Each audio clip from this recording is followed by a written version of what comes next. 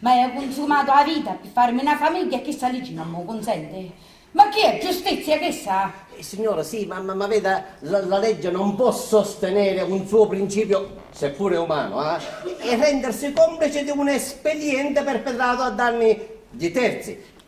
Signora, insomma, qua il signor Soriano non la vuole sposare. E ci devi credere. Se non hai fiducia, chiami un avvocato tuo. No, ci credo. Ma no, perché morisci tu? Perché hai tutto l'interesse a dire a Millo. E manco perché morisci tu, perché io avvocato non ne conosco. Ma ci credo da lì hanno tenta faccia. Ma che ti pare che non ti conosci? Perché a sta stessa aria di padrone di sempre. Ti cammaste. La monsegneria me l'avesse detto senza tagliare menta faccia e con l'occhio in terra. Perché tu monsegneria non ne ha saputo dire mai. Non è vero? Proceda, avvocato, proceda. Se lei mi dà mandato... Sì, E non ti voglio manco io. Avvocato, può procedere. Non voglio manco io. Non è vero che era in punto di morte. Era tutto un imbroglio. Ci voleva rubare un cognome. Ma conosceva sulla mia, ti dici. Chi deve far ridere. No, chi deve far piangere.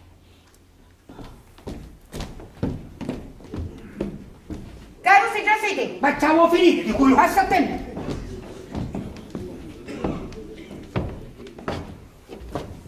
Caro, se vuoi ci siete uomini, statemi a sentire. Di sta parte c'è gente di mondo, un mondo che so leggi, che so diritti, un mondo che sa difendere con pinna e con carta bollata. Domenico Soriano, avvocato. E di sta parte ci sono io, Filomena Marturano, chi da casoleggia e chi da che non sa piangere. Infatti a gente del mondo, Domenico Soriano, ci dice sempre, avesse mai visto una lacrima, negli occhi. Ma io qua, senza piangere, con gli occhi asciutti come all'osso, tagliati. Wow, siete i miei figli. Filomena! Ma così tu che mi vuoi impedire di dire ai miei figli che sono i miei figli?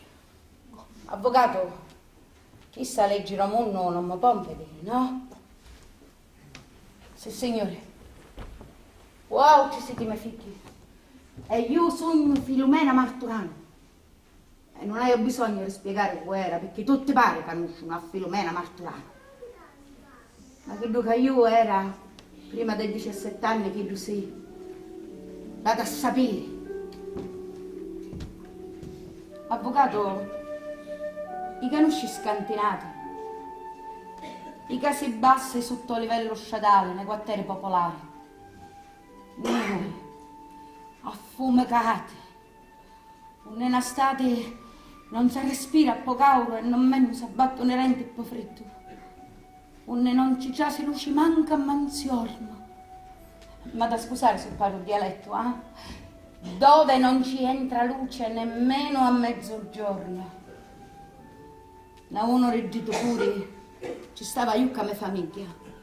Quando erano la popolazione. Che fine fece a mia famiglia, non saccio. Non mi interessa, non voglio sapere. Sempre in urto l'uno con l'altro. Mi susevamo senza dire buongiorno, mi coccavamo senza dire buonanotte. Mai una parola buona, mai. Solo me pace una volta. E tremo ora a pitt'anno. Aveva 13 anni, mi disse: Piccerida, ti sta facendo ranni. E qua non c'è niente che mangiare. Perché non ti arrangi? E a sera, quando chiudevo una porta, oh cavolo, ne assettavamo tutto attorno a tavola, solo piatto, una menso e non saccio quanto forchette. Forse non era vero, ma ogni volta che azzeccavo forchette a un piatto mi sentiva tutti gli occhi rincoggio. Anche se me l'avesse rubato di mangiare. E poi mi feci di 17 anni e cominciai a desiderare tutte cose che desiderano i carusi a metà. Vestiti, cosette risita, scarpe. Una sera incontrai la mia compagna, manco l'aveva conosciuto, tanto era vestuta buona. Mi disse: ma che fai? Ma tu potresti avere tutto quello che vuoi.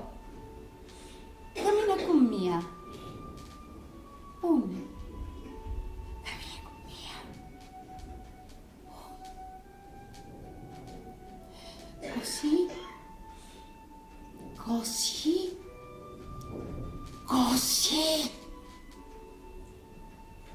A sera non può ti rompere. O cau, ma chiamava da testa. E un giorno dopo mi portavano da casa. Non li conosci a te, ti ricordi?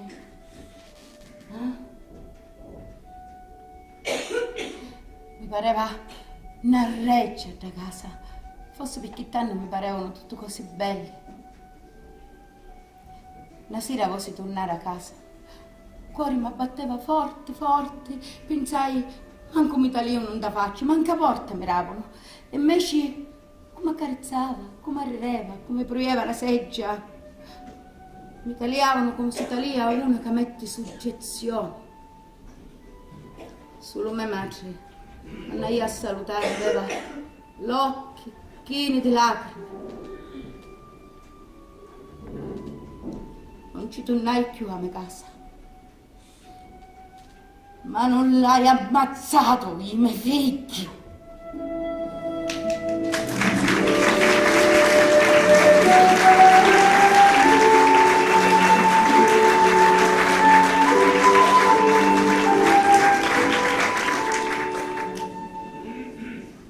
E vai a cresciuto per 20